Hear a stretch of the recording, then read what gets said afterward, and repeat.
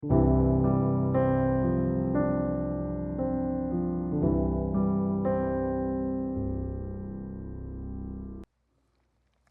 오늘도 하나님을 사랑하는 마음으로 이 자리에 함께 동참하시는 모든 주님의 백성들, 여러분들을 주님의 이름으로 진심으로 환영하고 사랑합니다. 네, 이 어색한 이제 인사 한 말이 이제 오늘로서 마지막입니다.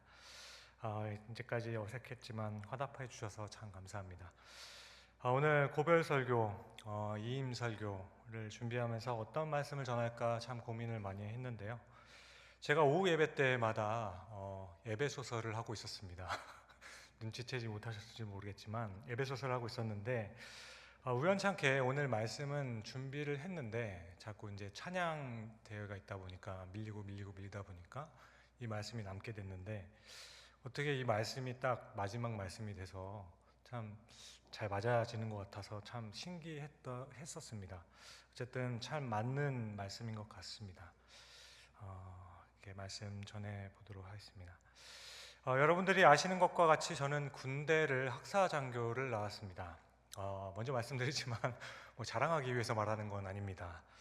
제가 군대를 장교로 가게 되었던 이유는 아마도 아시는 분들이 많이 있으시겠지만 저는 대학교 3학년 여름방학 때 화학을 전공했기 때문에 실험실에 들어갈지 어떻게 할지를 고민하고 있는 그때에 중국 우루무치라는 곳에 단기 선교를 떠나게 됐습니다. 그래서 그곳에서 하나님을 인격적으로 만나게 되었고 앞으로의 삶의 방향을 바꾸게 되었죠. 이렇게 진로를 바꾸고 이후의 과정들을 생각해 보니까 아직까지 군대를 갔다 오지 않은 거죠. 그래서 군대를 빨리 갔다 와야 될 것 같은데 아무래도 늦었는데 게다가 아버지가 정년퇴직을 앞두고 있어서 이후에는 이제 학자금도 나오지 않는데 어떻게 해야 되나 라는 생각 중에 있었습니다. 그런데 그때 학사장교라는 군 입대 시스템을 발견하게 되었고 지원하여서 학교를 졸업 후에 훈련을 하게 되었습니다. 군인이 되어서 가장 먼저 하는 훈련은 병기본 훈련이라고 하는데요. 군대를 갔다 오신 분들은 다 알 겁니다. 보통 일반적으로 군에 입대하면 논산훈련소와 같은 훈련소에서 4주 정도 훈련을 받는 것을 저는 4개월간 그 훈련을 받았습니다. 그런데 저는 장교로 지원했기 때문에 그것을 4개월 동안 받으면서 군 리더를 양성했기 때문에 전술의 이해서부터 시작해서 왜 이렇게 해야 되는지에 대해서 자세하게 배웠죠. 어쨌든 4개월의 훈련 기간 동안에는 소위 말하는 병알이라고 해서요. 학사장교는 노란색 바탕에 다이아몬드가 달려있는 그런 훈련생도의 자책으로 훈련을 받게 됩니다. 이 훈련생의 시절에는 벌점이 쌓이거나 자진해서 너무 힘들어서 못하겠다 하면은 그만두고 나갈 수가 있었습니다. 이때 자진해서 나갈 수 있었다라는 말은 이 4개월의 훈련이 정말 힘들었다라는 거죠. 그래서 이 기간 중에 너무 고된 훈련을 더 이상은 버티기가 힘들어서 자진해서 나아가는 동기들, 제가 속한 중대에만 한 10명 정도 있었는데요. 총 15개의 중대가 있었으니까 얼마나 더 나갔는지는 모르겠습니다. 아무튼 제가 말씀드리고 싶은 것은 정말 힘들었다는 것을 말씀드리고 싶은 거예요. 힘들었습니다. 이게 힘들었는데 어떻게 말로 표현할 수가 없네요. 좋은 게 있는데 좋은 걸 말로 표현할 수 없듯이 힘들었는데 힘든 걸 말로 표현할 수가 없다. 어쨌든 어찌 해서 모든 훈련을 마치고 임관식이라는 것을 마지막 날에 하게 됩니다. 이때 중대장님이 소령이셨는데 한 명 한 명 이제 계급장을 달아줍니다. 소위 계급장을 달아주면서 이제 박상열 훈련생은 이제 훈련생이 아니라 대한민국 육군 소위다. 이렇게 하는데 갑자기 지금도 소름이 돋는데 돋으면서 눈물이 피잉 도는 것을 겨우 참았습니다. 그때 생각에 드디어 내가 이 고된 시간을 버텨서 드디어 그토록 반했던 내가 그 군대의 일원이 되었다라는 생각을 드니까 제 자신이 너무나도 자랑스러웠고 또 너무나도 감격스러웠습니다.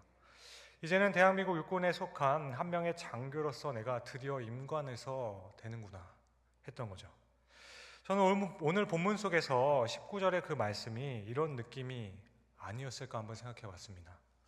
당시 에베소 지역의 이방인들의 그 심정 그리고 입장을 생각해 보면 이것은 딱딱한 신학적인 선언이라기보다는 오히려 아주 따뜻한 위로의 말입니다. 그러므로 이제부터 너희는 외인도 아니요 나그네도 아니요 오직 성도들과 동일한 시민이요 하나님의 권속이라. 여러분 당시 에베소에 있는 이방인 그리스도인들의 상황을 한번 생각해 봅니다. 이방인들에게 있어서 예수의 이름을 믿고 주라 고백하며 그리스도인이 되었다는 그 일은 굉장한 결단이 필요한 일이었습니다.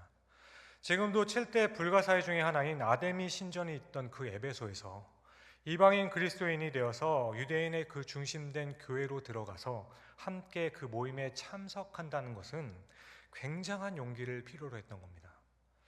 개인적으로는 이제까지 자유분방하게 살았던 그 사람들이 이제는 하나님의 그 법을 따라서 옛날에 즐기던 모든 것들을 다 내려놓고 습관과 버릇들을 끊어버리고 거룩하게 산다는 것은 굉장히 힘든 일이었습니다. 그리고 민족적으로나 가족들에게 그 측면으로 보면 생각해 보면 지금 시대에도 국적을 바꾸는 일은 굉장한 결단이 필요한 것이고 이제까지의 정체성을 바꾸는 일이겠죠. 그런데 고대에서는 그런 민족의 특수성이 더욱 굉장했던 때였습니다. 그러니 정당한 이유였든지 아니었든지 간에 상관없이 가족들과 친구들의 입장에서는 유대인이 같이 속한 그 교회로 들어간다는 것, 자신이 섬기던 것을 버리고 그 민족과 같은 것을 믿게 된다는 것, 그것은 자기 민족을 버리고 유대인으로 전향하는 것 같은 그런 느낌을, 마치 민족의 정체성을 버리는 매국노와 같은 느낌을 받았다라는 겁니다. 따라서 가까운 사람들로부터 받게 되는 멸시와 조롱, 그리고 그 놀림의 대상이 되는 것, 게다가 이 결정으로 인해서 당하게 될 여러 가지 사회적인 그 불이익들과 심지어 어떤 핍박과 환난을 당하게 될지도 모른다는 그 두려움이 이들 가운데는 있었습니다. 하지만 이들은 그리스도인이 되는 것을 거부할 수가 없었습니다.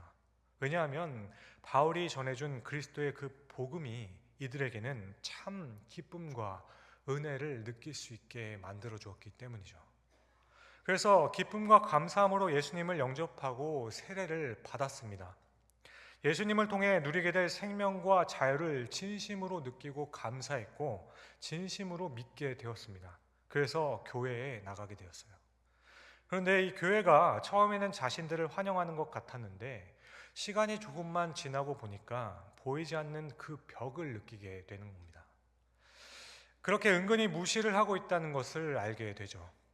이방인들의 입장에서는 실로 엄청난 희생을 하고 그리스도인이 되겠다고 찾아왔는데 그리스도 안에서 모두가 평등하다고 했더니 교회 안에서조차도 차별이 존재한다는 것을 기억하게 되죠.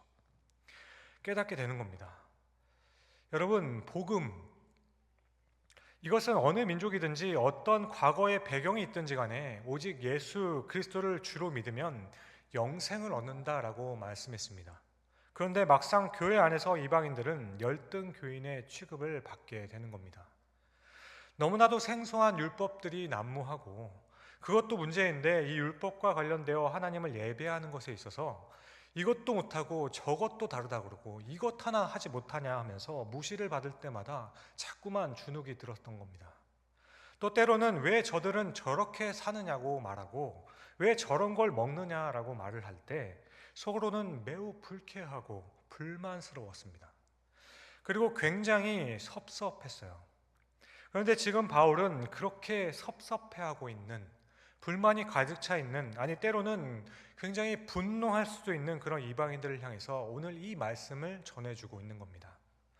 그러므로 이제부터 너희는 외인도 아니요 나그네도 아니요 오직 성도들과 동일한 시민이요 하나님의 권속이다. 이렇게 오늘 본문에서 바울은 특히 이방인들을 염두하면서 너희라는 단어를 부르면서 세 가지 이미지로 위로하고 있습니다. 먼저는 바울은 소외받은 이방인들에게 외인이나 나그네가 아닌 시민이라고 말해줍니다. 외국에 나가보신 분들은 아시겠지만 그 나라에 시민권이 있다는 것은 얼마나 많은 혜택을 누리게 되는 줄을 우리는 압니다. 그 나라의 시민만이 누릴 수 있는 것들이 있습니다. 그렇게 사실 우리도 대한민국 국민이라는 것에서 오는 많은 혜택들이 우리에겐 있어요. 그런데 이런 혜택들은 한번 다른 나라에서 경험해보지 않고는 절대로 체감되지 않습니다. 따라서 혹 지금 이 자리에 계신 분들 중에 외국에 자녀가 있거나 친척들이 있어서 신분상의 문제로 말할 수 없는 불편함과 불안을 경험한 분들에게는 이 영주권이나 시민권은 너무나도 특별하다는 것을 알 것입니다. 지금 본문의 배경이 되는 시대는 로마가 전국을 지배하는 시대죠. 전 세계의 최고의 권력을 가진 제국이었습니다. 절대로 망할 것 같지 않은 나라였죠. 그런데 그런 나라의 시민으로 긍지를 가지고 살았던 그 사람들도 그리스도를 영접하면서 오히려 자신의 그 나라의 미움을 받기를 자처하는 겁니다.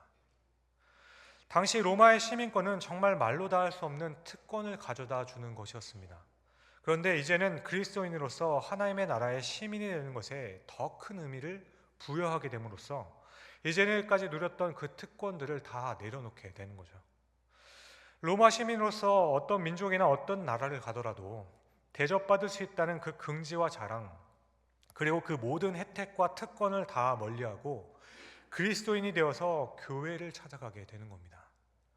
일반적으로는 막대한 돈을 주고서라도 로마 시민권을 사려나 하는 그 시대에 그것을 뒤로하고 교회로 찾아갔던 거예요. 그런데 유대인들에게 무할례자라고 멸시와 비난을 받기 시작합니다. 요즘 말로 하면 소위 세상에서 참 잘 나가던 어떤 사람이 회심하여서 열정을 가지고 교회에 들어왔습니다.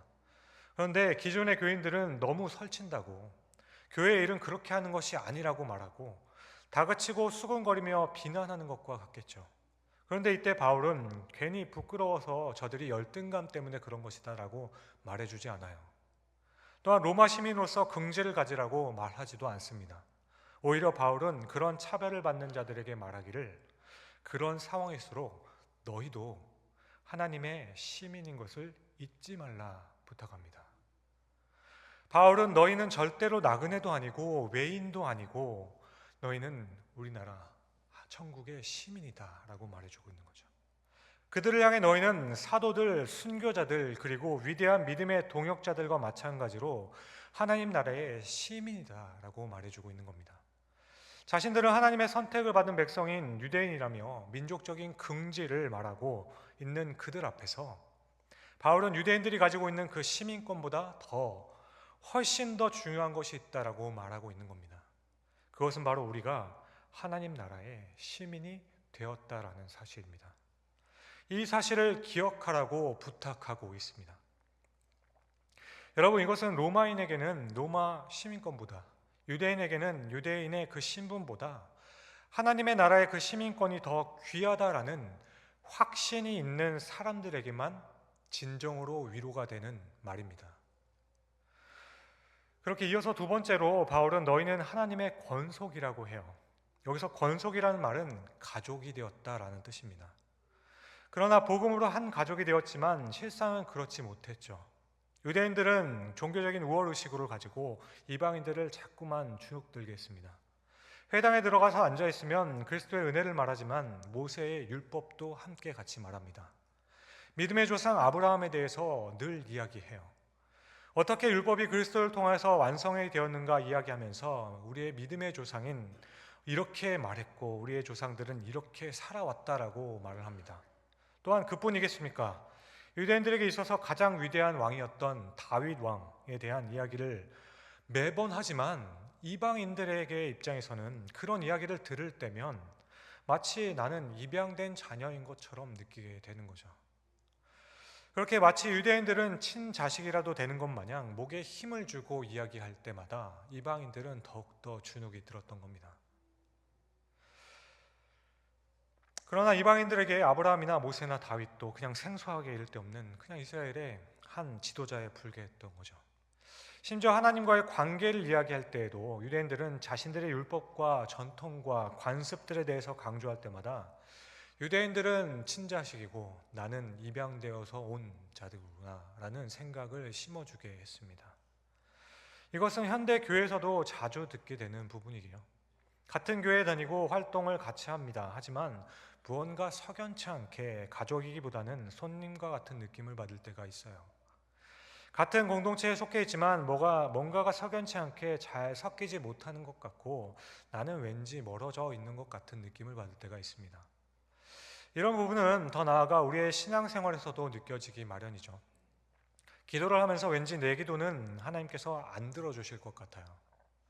하나님께서는 모든 사람들을 다 사랑한다고 하셨지만 그래도 조금 더 열심히 있고 헌신된 사람들, 헌금 잘하고 교회 생활 잘하는 사람들을 더 사랑하실 것만 같습니다. 이렇게 너무 약하고 부족한 나보다는 조금 더 열정적인 그 사람들을 하나님께서는 사랑하실 것이다 라고 생각을 해요.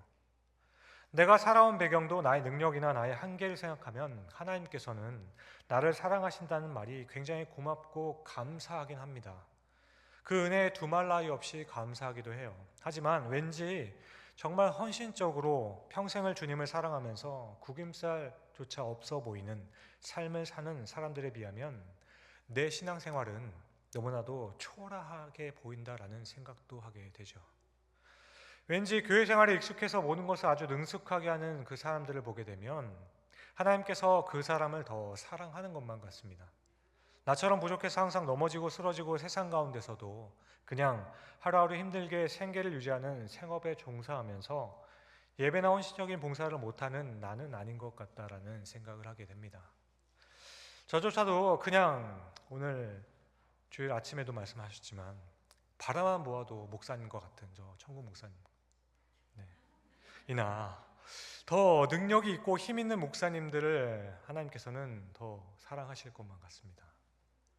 그래서 저와 같이 무지하고 부족한 사람들의 기도보다는 왠지 하나님 앞에 헌신된 사람들과 더 많은 것을 바친 사람들의 그 기도를 하나님께서 들어주실 것만 같은 생각을 하게 되죠.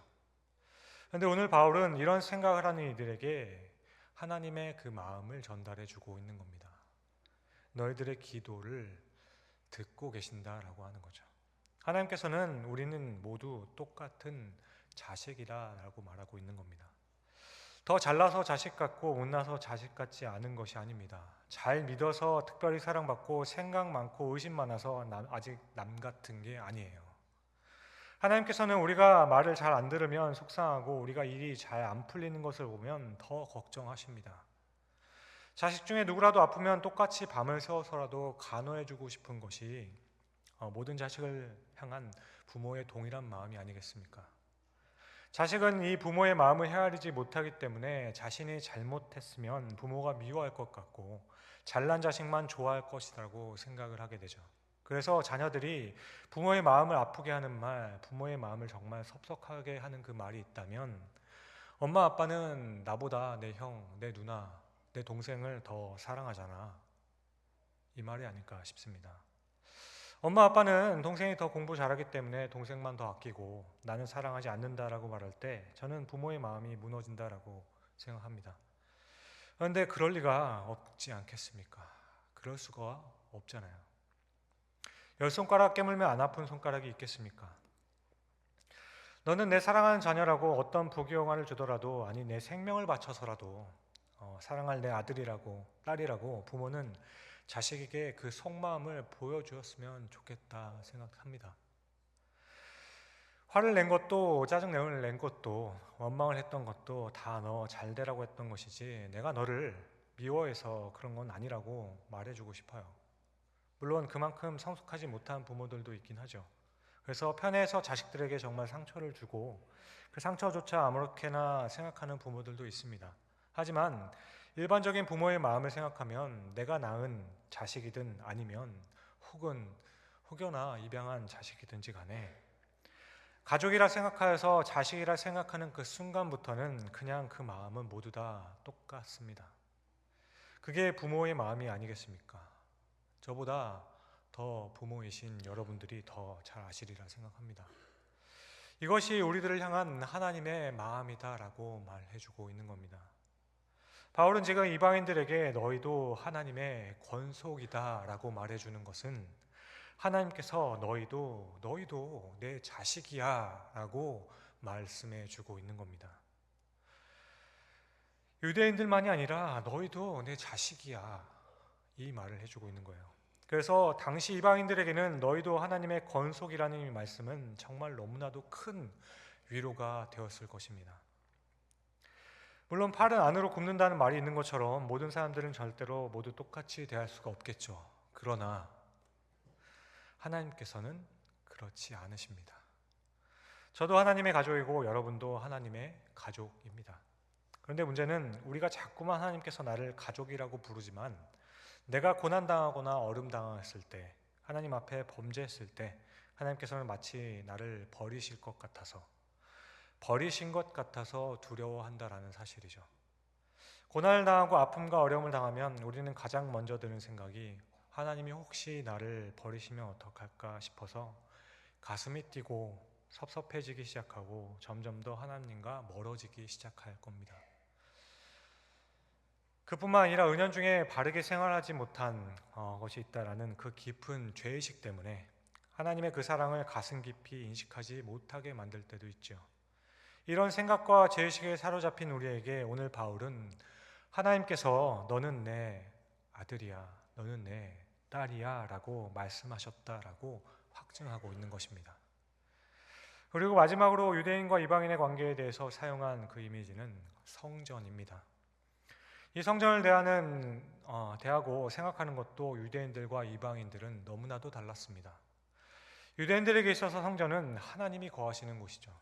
유대인들은 예루살렘 성전이 하나님이 계시는 곳이다 라고 믿었습니다.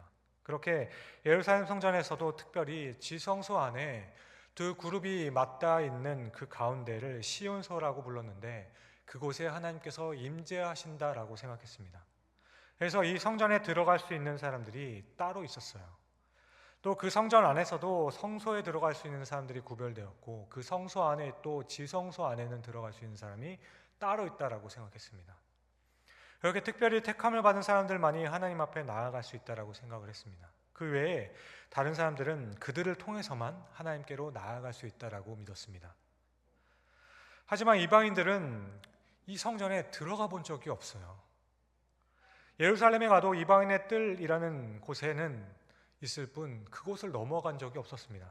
유대인들이 성전은 하나님이 계시는 곳이다 라고 계속 말해 주었는데 그곳은 유대인들만 들어갈 수 있다라고 말을 하는 겁니다. 그러니까 이방인들에게 성전이라는 개념은 너무나도 생소해 버리는 거죠. 그런데 예수님께서 헤롯이 40년 걸려 지은 이 성전을 보시면서 말씀하시기를 저 성전을 홀라 내가 사흘 만에 다시 일으키겠다라고 말씀하셨습니다. 우리는 이 말씀이 성전된 예수님의 육체를 가리켜 하신 말씀이라는 것을 사도 요한을 통해서 우리는 알고 있습니다.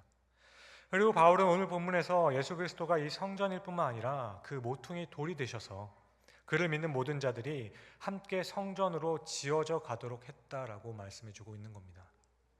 그러니까 주님을 믿는 사람은 이제 하나님의 성전이 되는 겁니다. 믿음을 통하여 그리스도와 연결됨으로 믿는 모든 자들이 다 성전이 되는 거죠.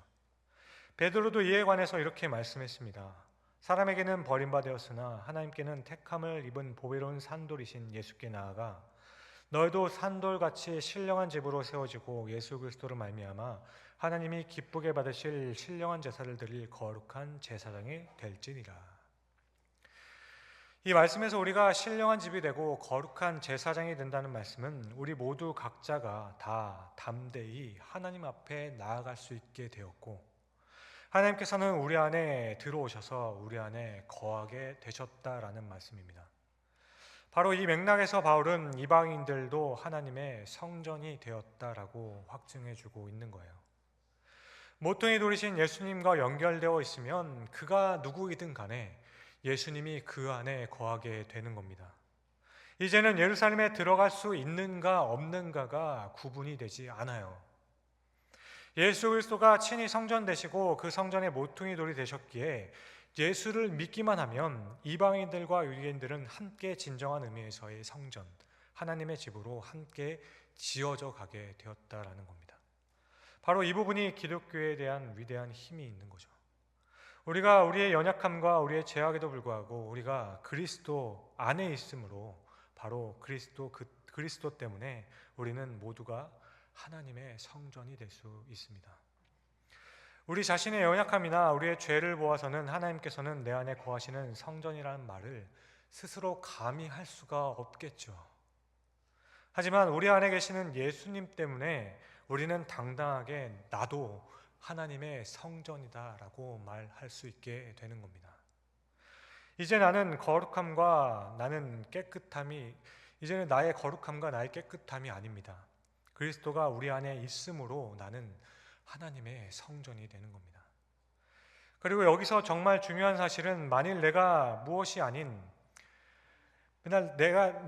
나의 무엇이 아닌 그리스도로 성전이 된다면 내가 그렇게 되었다라면 내 옆에 보이는 그 사람도 그렇게 되는 겁니다. 나는 그리스도 안에 있기 때문에 성전이라고 말하면서 당신은 적어도 나보다 거룩하지 않기 때문에 성전이 아니다라고 말할 수가 없는 거예요. 그런데 유대파 그리스도인들은 이 이중잣대를 당시 이방인들에게 계속 강요했던 겁니다. 이방인들의 그 행동과 관습이 너무 못마땅했기 때문이죠. 처음에는 형제라고 생각하고 함께 잘 지내보려 했는데 왠지 모르게 저질스러워 보이는 행동들을 보이고 경망스러워서 같이 하고 싶지가 않아요. 마음에 들지 않는 관습과 행동들을 좀 바꿨으면 좋겠다 싶습니다. 그리고 유대인들은 꿈에도 생각해보지 못한 그 음식을 손에 대고 먹는 모습을 보면 너무 역겨워서 상관하지 않았으면 좋겠다라는 생각도 했습니다. 유대인들도 처음에는 그리스도 안에서 한 형제라고 생각을 했습니다. 하지만 유대인들이 생명처럼 여기는 율법이나 전통에서 벗어나서 아예 다른 행동을 하게 될 때 천박하다 생각할 만큼 살아가는 이방인들을 보면서 도저히 같이 할 수가 없었던 거죠. 물론 그리스도를 믿는 유대인들도 자신이 성전이 된 것은 예수 그리스도 때문에, 그리스도가 내 안에 들어오셨기 때문에 성전이 되었다라고 고백했습니다. 하지만 율법의 행위를 하지 않고 있는 이방인들을 보면서 당신들은 깨끗하고 정결하지 않기 때문에 성전이 될 수 없다라고 말하는 거예요. 이게 바로 모순이었죠. 유대인들은 시간이 지나면서 그래서 그 안에 그리스도를 보기보다는 그 사람에 집중하게 되었던 겁니다. 혹 우리도 그렇게 하고 있지는 않습니까? 때로는 직분으로, 때로는 신앙의 영수로, 때로는 내가 가진 신앙의 잣대로, 여러 가지 이유로 그 안에 그리스도를 보지 못할 때가 있지 않으십니까?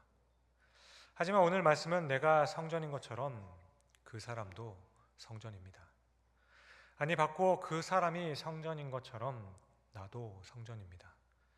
내가 성전일 수 있는 것은 나의 거룩함 때문이 아니라 산돌이시고 모퉁이 돌이 되어주신 예수 그리스도께 우리가 연결되어 있기 때문이죠.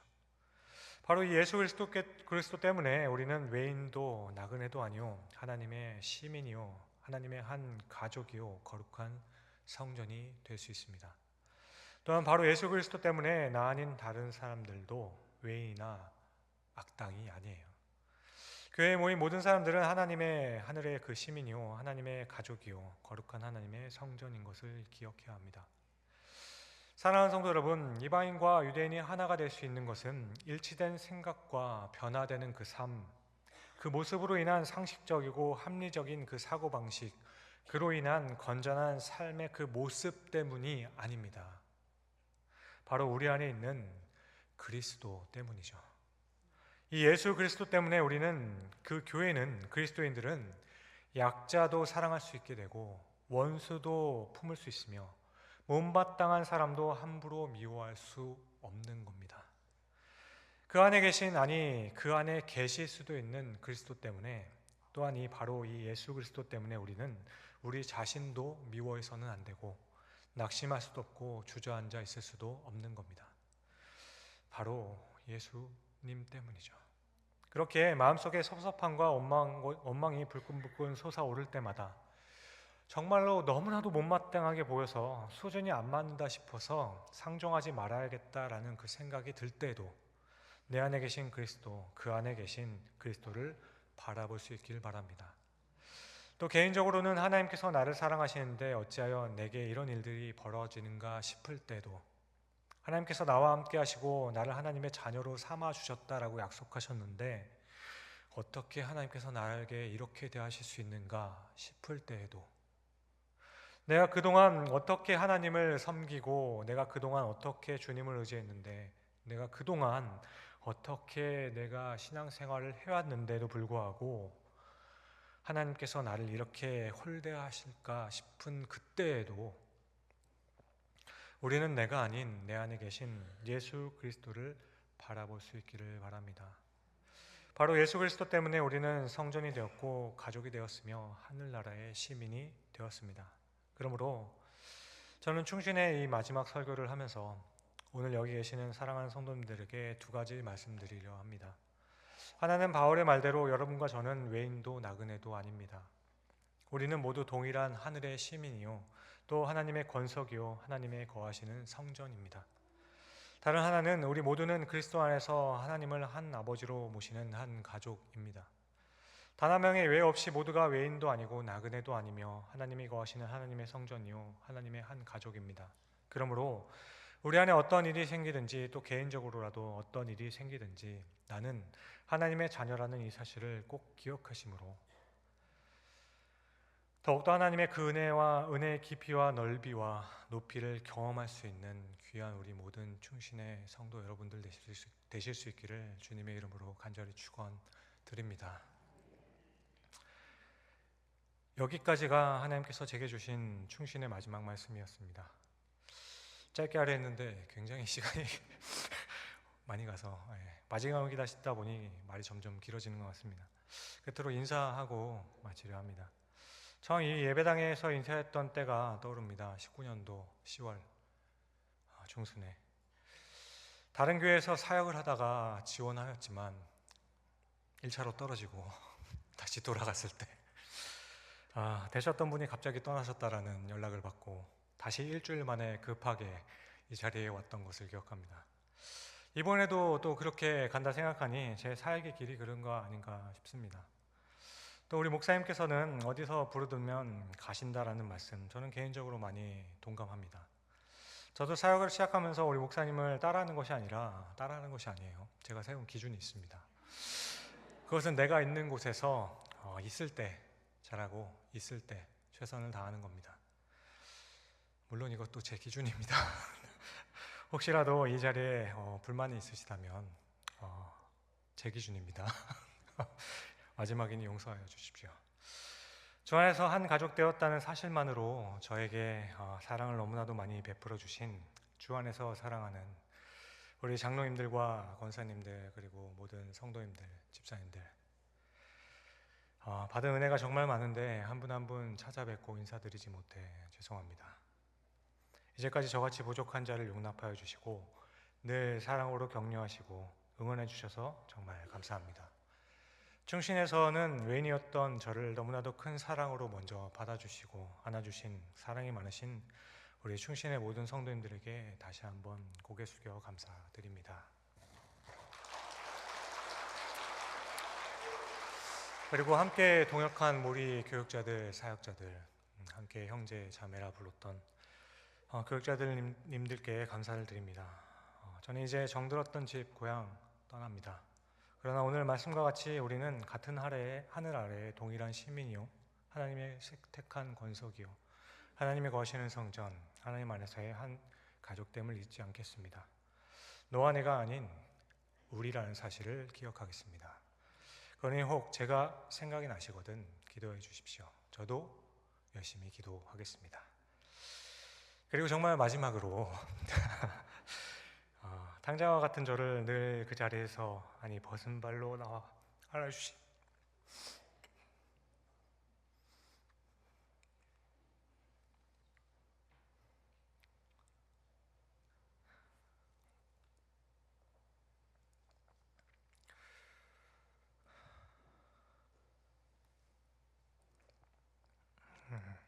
아버지, 선배 목사님들에게 한 번도 느껴보지 못했던 친아버지와 같이 늘 사랑해 주시고 격려해 주신 내 영적 아버지 되신 강나무 아버지 정말 감사드립니다.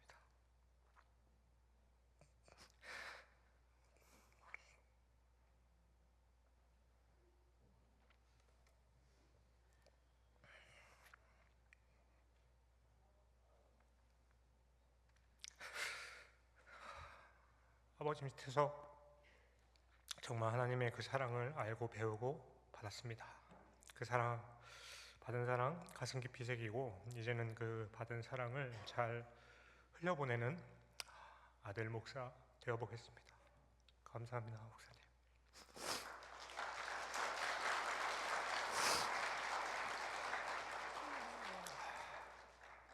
기도하겠습니다.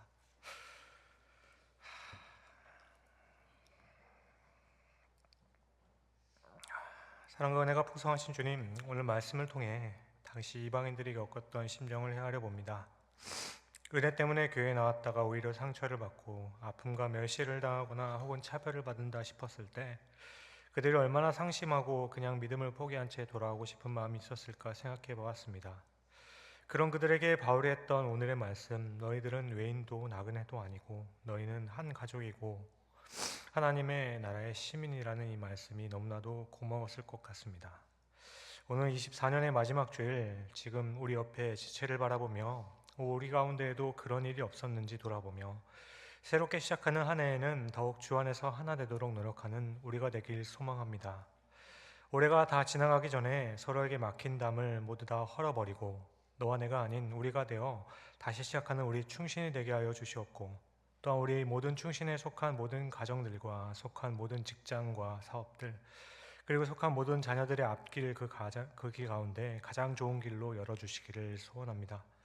그리함으로 이 시간 이후로는 여기 모인 모두 각자에게 주 안에서 나는 외인도 나그네도 아니며 가족과 동일한 시민, 주님께서 거하시는 성전임을 확인하며 주님께 영광 올려드릴 수 있는 하나님의 역사하심을 경험하는 여기 모인 모두가 될 수 있게 하여 주시옵소서.